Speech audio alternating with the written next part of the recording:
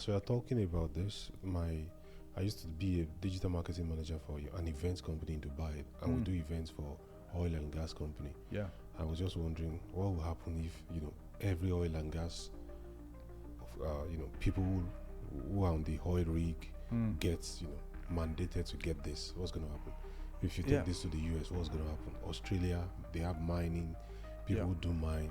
I'm just thinking of application. Whatever number you've come up with, I'm sure if you're a marketing guy, if the sales is done right, if the introductions are done, if the thing is well presented, I think the sky is the limit considering the application just on this one from my own perspective. Which no, absolutely. And many of our investors, potential investors, partners, still see those high risk sectors as kind of the big prize.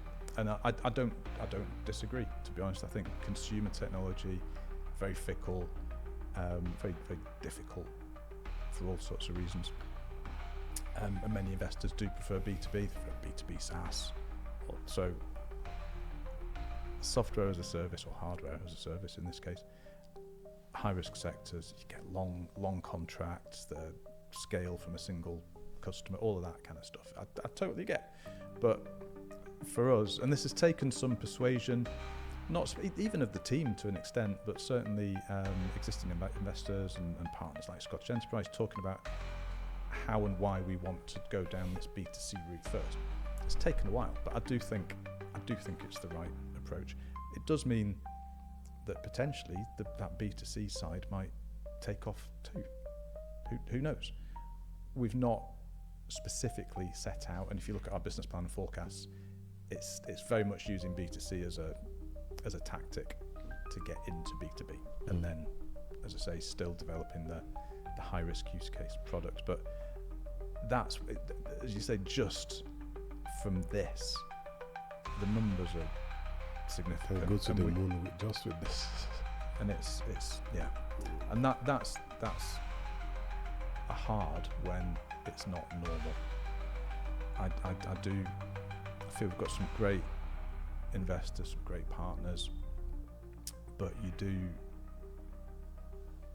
have to look carefully at. It's a mindset, actually. I think is the biggest thing, and I think in Scotland in particular, founders talk a lot about investors' appetite for risk and the investment landscape and that sort of global mindset, and equally investors say, well, if I was chatting to somebody just the other week, an investor up from Cambridge, and he said, we don't really take Scotland that seriously because nobody thinks big enough. Like, come up and say, it's a great product, but why are you saying I'm going to sell into the Glasgow market this year, then I'm going to move into it? It's like, come on, think a bit bigger, think global from day one.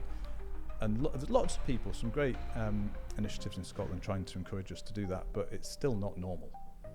And for businesses like ours who are thinking global from day one and thinking big actually from day one, it's a real challenge that it's not as normal. Challenging the status quo. Yeah. It just, again, it takes, actually, it's one of the things that takes brain fitness. It takes resilience when it's just not normal, when you feel like you're constantly questioning yourself in a way, that kind of imposter syndrome. And it's, you need a real kind of thick skin, real resilience to keep going when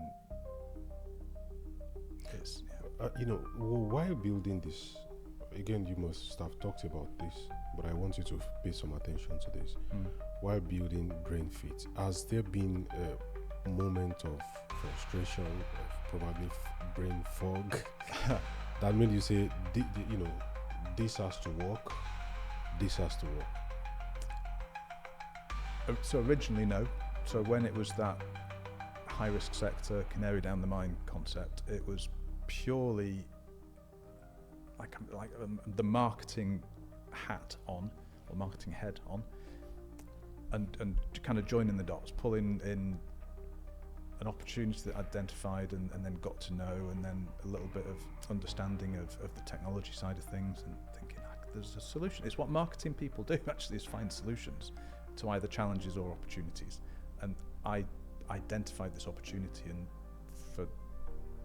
pure luck in a way, that I'd been doing certain things over the previous couple of years, so had been exposed to this world and just joined the dots. There was no personal story of an accident or injury, thankfully, in the family, which is good.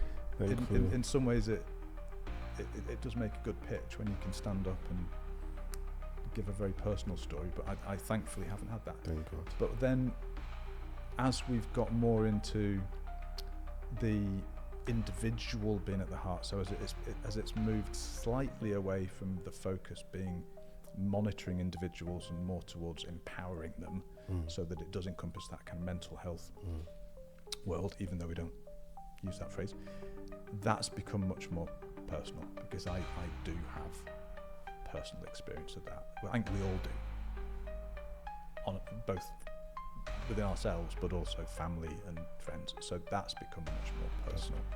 And you get to the point now where it's one of the reasons we're pushing so hard and putting the investment, both financial and otherwise, in that we are, as an individual, as my family, as a team, because it feels like it needs to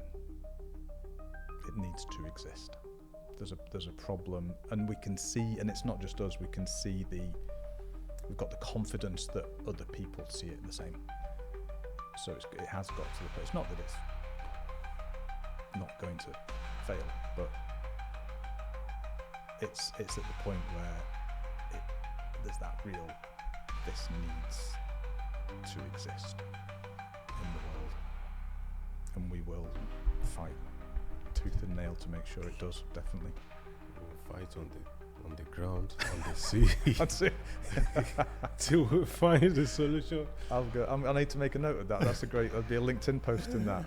I'll get AI making me look like Winston Churchill or something. Yeah. Oh my goodness.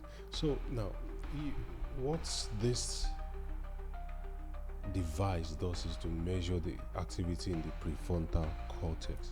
Yeah. Right. Yeah. That sounds like something out of a sci-fi movie. Can you explain it in plain English? So a lot of people describe us as being like a Fitbit for the brain.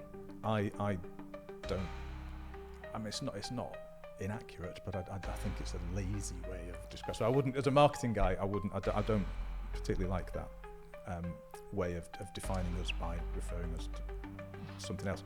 But it is correct in many ways, including the core technology. So if you look on the back of your Apple Watch or your Fitbit, you've got lights, mainly green, sometimes red, depending on what they're measuring. We're using very, very, very similar technology.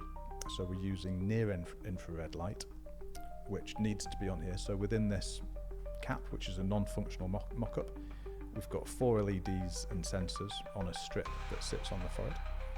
And that light shines through the skin, through the skull, into the brain, not hugely deeply, but into this prefrontal cortex area. It's completely safe.